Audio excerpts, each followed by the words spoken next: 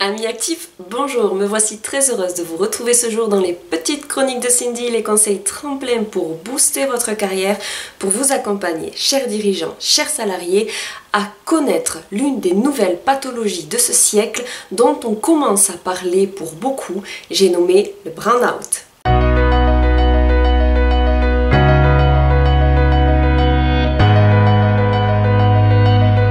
En anglais, burn-out signifie manque de jus, panne de courant, chute de tension.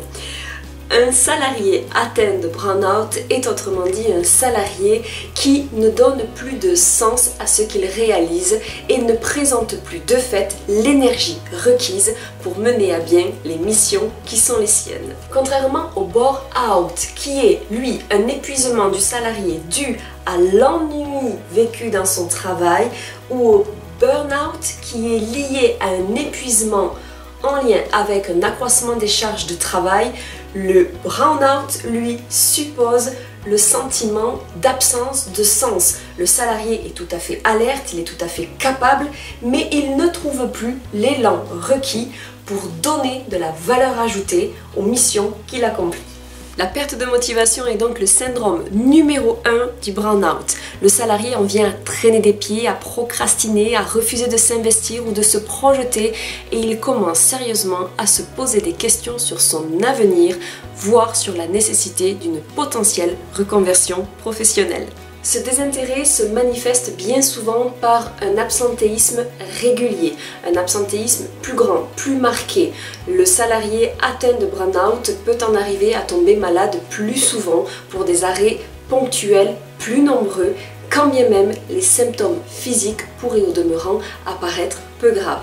Si vous regardez cette vidéo et que vous vous reconnaissez dans les symptômes que je viens de présenter, il est probable que vous soyez dans une phase de réflexion importante qui vous conduise à vous poser des questions quant à l'avenir au sein de l'entreprise.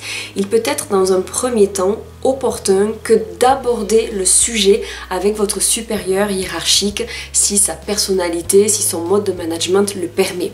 Essayez pourquoi pas de proposer de nouvelles missions, de nouvelles responsabilités et de convenir avec votre supérieur direct si ceci est envisageable ou non.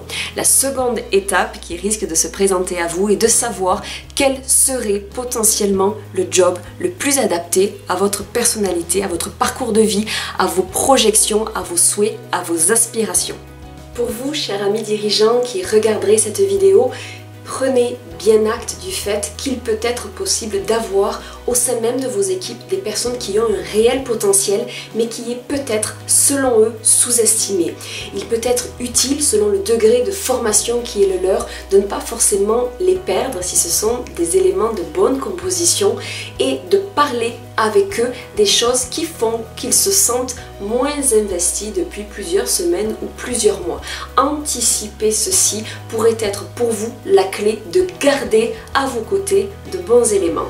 Vous voici désormais armés, chers amis dirigeants, chers amis salariés, à désormais mieux anticiper, mieux déceler les symptômes du burn-out.